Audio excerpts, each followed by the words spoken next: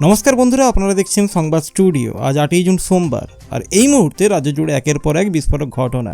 রাজনীতি থেকে দুর্নীতি, হামলা থেকে হাই ভোল্টেজ নাটক, দিনভর কাঁপানো 25টা চাঞ্চল্যকর খবর নিয়ে হাজির আমরা। দেখে নিন এক ঝলকে আজকের হেডলাইন। অভিষেক বন্দ্যোপাধ্যায়ের দিল্লি দৌড়, তৃণমূলে ভাঙনের জল্পনা তুঙ্গে। দিদির কথা আর কেউ শোনে না, মমতাকে নিশানা বিজেপির। পুকুরে ঝাঁপ, গাছে চড়েও রক্ষা নয়, গ্রেপ্তার তৃণমূল নেতা। চাঁদাবাজির অভিযোগে অভিযুক্ত তৃণমূল কর্মী শাড়ির স্তূপে নিচে লুকিয়ে।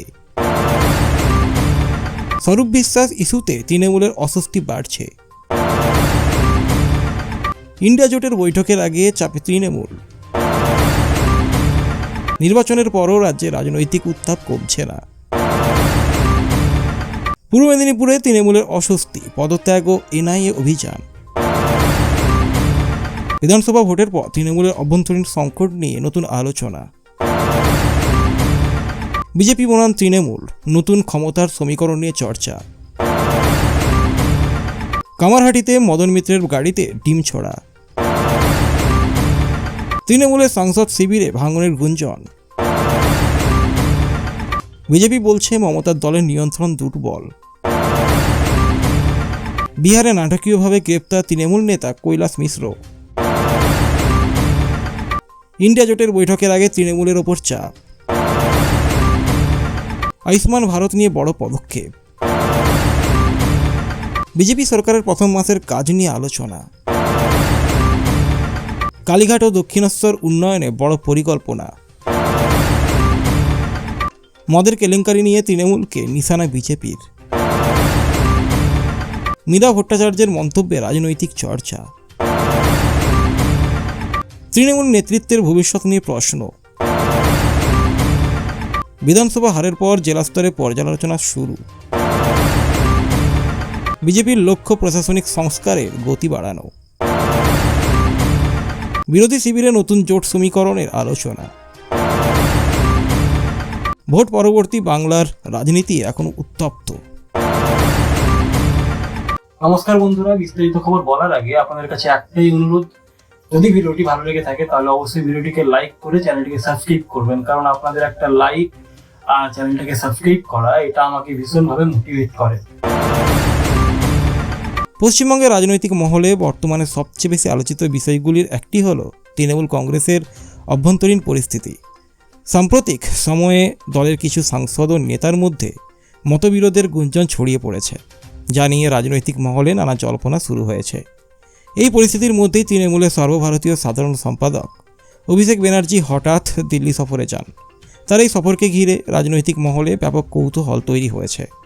অনেকের ধারণা, দলের সাংগঠনিক বিষয় এবং সাংসদদের মধ্যে চলা অসন্তোষ নিয়ে উচ্চ পর্যায়ে আলোচনা করতেই তিনি রাজধানীতে গিয়েছেন। বিরোধী দল বিজেপি দাবি করছে তৃণমূলের ভেতরে বড় ধরনের অস্থিরতা তৈরি হয়েছে এবং দলের একাংশ নেতৃত্বের ওপর অসন্তুষ্ট। যদিও তৃণমূল নেতৃত্ব আনুষ্ঠানিকভাবে এই দাবি অস্বীকার করেছে এবং একে বিরোধীদের রাজনৈতিক প্রচার বলে উল্লেখ করেছে। রাজনৈতিক বিশ্লেষকদের মতে 2026 সালের বিধানসভা নির্বাচনের পরবর্তী পরিস্থিতিতে দলের সাংগঠনিক ঐক্য বজায় রাখা তৃণমূলের জন্য বড় চ্যালেঞ্জ হয়ে দাঁড়িয়েছে। তাই অভিষেকের এই দিল্লি সফরকে শুধুমাত্র একটা সাধারণ সফর হিসেবে দেখা হচ্ছে না, বরং এটা দলের ভবিষ্যৎ কৌশল নির্ধারণের গুরুত্বপূর্ণ পদক্ষেপ হিসেবেই বিবেচিত হচ্ছে। আগামী কয়েকদিনের মধ্যে দিল্লিতে কী ধরনের বৈঠক হয় এবং তৃণমূল নেতৃত্ব এই বিষয়ে কী বার্তা দেয় তার উপর রাজনৈতিক পরিস্থিতির অনেকটাই নির্ভর করবে। ফলে এই ঘটনাকে ঘিরে রাজ্যের রাজনৈতিক মহলে নজর এখন সম্পূর্ণভাবে অভিষেক বন্দ্যোপাধ্যায়ের পরবর্তী পদক্ষেপের দিকে। পশ্চিমবঙ্গের রাজনৈতিক অঙ্গনে নতুন বিতর্কের সৃষ্টি হয়েছে বিজেপি বিধায়ক শঙ্কর সিকদারের একটা মন্তব্যকে কেন্দ্র করে। তিনি দাবি করেছেন যে তৃণমূল কংগ্রেসের ভেতরে আগের মতো শৃঙ্খলা নেই এবং দলের অনেক নেতাকর্মী এখন আর মমতা বন্দ্যোপাধ্যায়ের নির্দেশকে গুরুত্ব দিচ্ছেন না।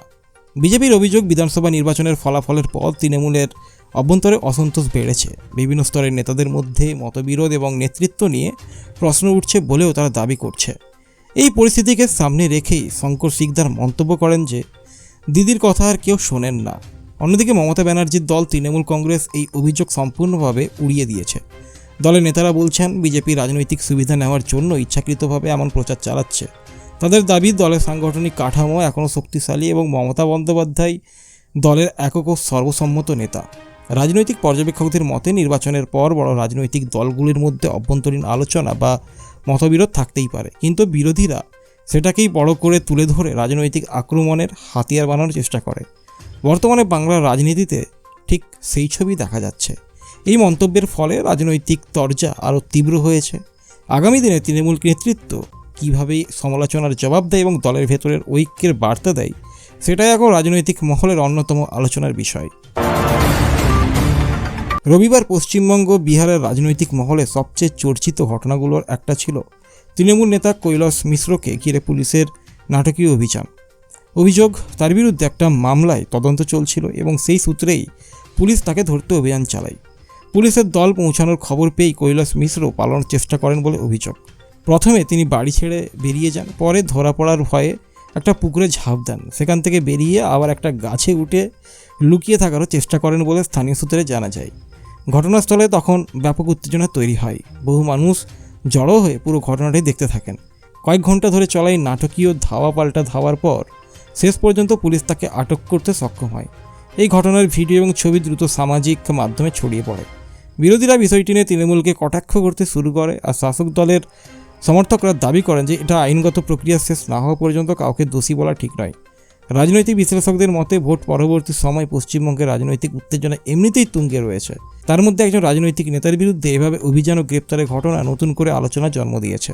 সব মিলিয়ে পুকুরে ঝাঁপ দেওয়া থেকে গাছে চড়ে লুকানোর চেষ্টা, পুরো ঘটনাটি রবিবারের রাজনৈতিক সংবাদে অন্যতম আলোচিত নাটকীয় অধ্যায়ে উঠেছে। হাওড়ায় চাঁদাবাজির অভিযোগে অভিযুক্ত এক তৃণমূল কর্মীকে গ্রেপ্তার করতে গিয়ে পুলিশের সামনে তৈরি হয় একেবারে সিনেমার মতো পরিস্থিতি। অভিযুক্ত ব্যক্তি দীর্ঘদিন ধরে পুলিশের নজরে ছিলেন এবং তার বিরুদ্ধে তদন্ত চলছিল। পুলিশ যখন তাকে ধরতে অভিযান চালায় তখন তিনি পালিয়ে একটা সরকারি গুদামে আশ্রয় নেন। সেখানে বিপুল পরিমাণ শাড়ির বস্তা ও স্তূপের মধ্যে নিজেকে লুকিয়ে ফেলেন বলে তদন্তকারীদের দাবি। প্রথমে পুলিশ তাকে খুঁজে না পেলেও পরে সন্দেহ হওয়ায় পুরো গুদাম তল্লাশি শুরু হয়। দীর্ঘক্ষণ ধরে তল্লাশির পর শাড়ির স্তূপের নিচে লুকিয়ে থাকা অবস্থায় অভিযুক্তকে খুঁজে বের করা হয়। এরপর তাকে আটক করে জিজ্ঞাসাবাদের জন্য নিয়ে যাওয়া হয়। ঘটনাটি সামনে আসতেই এলাকায় ব্যাপক চাঞ্চল্য ছড়িয়ে পড়ে। এই ঘটনাকে কেন্দ্র করে রাজনৈতিক চাপানোউতরও শুরু হয়েছে। বিরোধীদের অভিযোগ, রাজ্যে একের পর এক তৃণমূল নেতাকর্মীর বিরুদ্ধে দুর্নীতি ও চাঁদাবাজির অভিযোগ সামনে আসছে। অন্যদিকে তৃণমূলের দাবি তদন্ত চলুক, কিন্তু শুধুমাত্র অভিযোগের ভিত্তিতে কাউকে দোষী বলা উচিত নয়। রাজনৈতিক পর্যবেক্ষকদের মতে ভোট পরবর্তী সময় আইন শৃঙ্খলা ও দুর্নীতির অভিযোগ এখন পশ্চিমবঙ্গের রাজনীতির অন্যতম বড় ইস্যু হয়ে উঠেছে। ফলে এই ধরনের ঘটনা রাজনৈতিক বিতর্ককে আরও উস্কে দিচ্ছে। সব মিলে শাড়ির স্তূপের নিচে লুকিয়ে পুলিশের হাত থেকে বাঁচার চেষ্টা এবং শেষ পর্যন্ত গ্রেপ্তার, এই পুরো ঘটনাই রবিবারের সবচেয়ে আলোচিত রাজনৈতিক ঘটনাগুলোর মধ্যে জায়গা করে নিয়েছে। সাম্প্রতিক সময়ে তৃণমূল নেতা স্বরূপ বিশ্বাসকে ঘিরে তৈরি হওয়া বিতর্ক রাজ্যের রাজনৈতিক মহলে বড় আলোচনার বিষয় হয়ে উঠেছে। তার বিরুদ্ধে ওঠা অভিযোগ এবং পরবর্তী ঘটনা প্রবাহকে কেন্দ্র করে বিরোধীরা তৃণমূল নেতৃত্বকে তীব্রভাবে আক্রমণ করছে। বিরোধীদের মূল প্রশ্ন, যদি দীর্ঘদিন ধরেই স্বরূপ বিশ্বাসকে নিয়ে বিভিন্ন অভিযোগ ও বিতর্কের কথা দলের শীর্ষ নেতৃত্বের জানা ছিল, তাহলে আগে কেন কোনো কঠোর পদক্ষেপ নেওয়া হয়নি?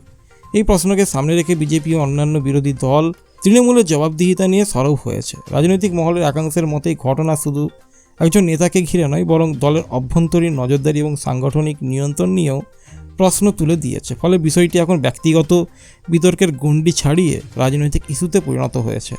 তৃণমূলের পক্ষ থেকে বলা হয়েছে আইন তার নিজস্ব গতিতে চলবে এবং তদন্ত শেষ হওয়ার আগে কোনো সিদ্ধান্তে পৌঁছানো উচিত নয়।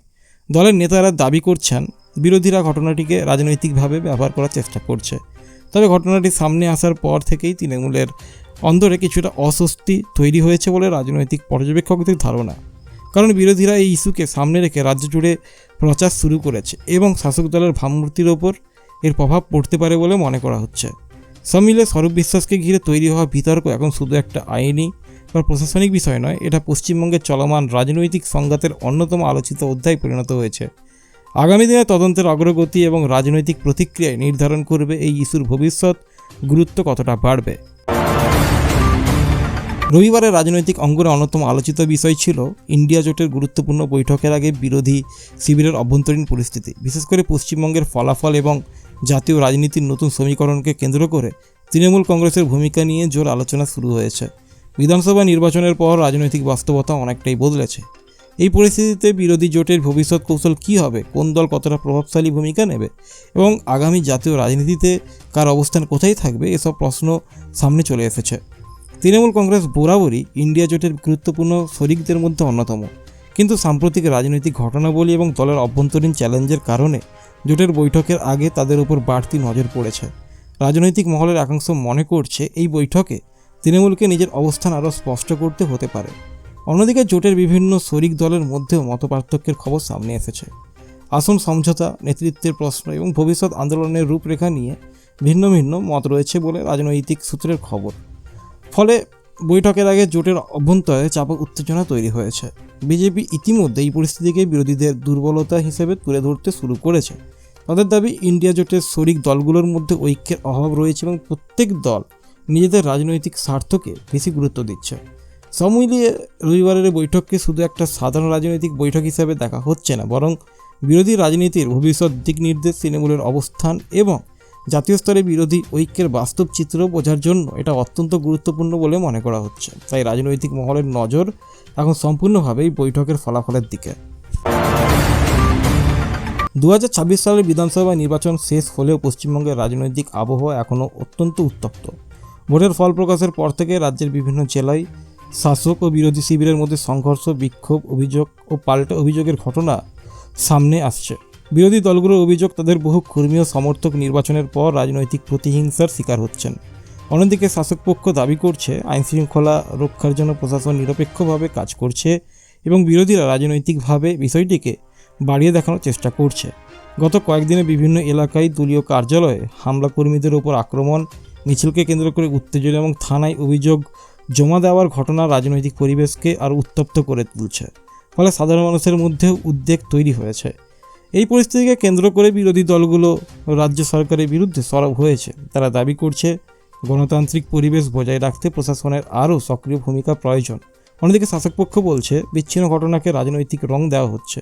রাজনৈতিক বিশ্লেষকদের মতে পশ্চিমবঙ্গে নির্বাচনের পর রাজনৈতিক সংঘাত নতুন কিছু নয়, তবে এবারের পরিস্থিতি বিশেষভাবে নজর কাড়া, কারণ ভোট পরবর্তী সময়েও রাজনৈতিক মেরুকরণ যথেষ্ট তীব্র রয়ে গেছে। সব মিলিয়ে নির্বাচন শেষ হলেও রাজনৈতিক লড়াই যে শেষ হয়নি তা রাজ্যের সাম্প্রতিক ঘটনাবলী থেকেই স্পষ্ট।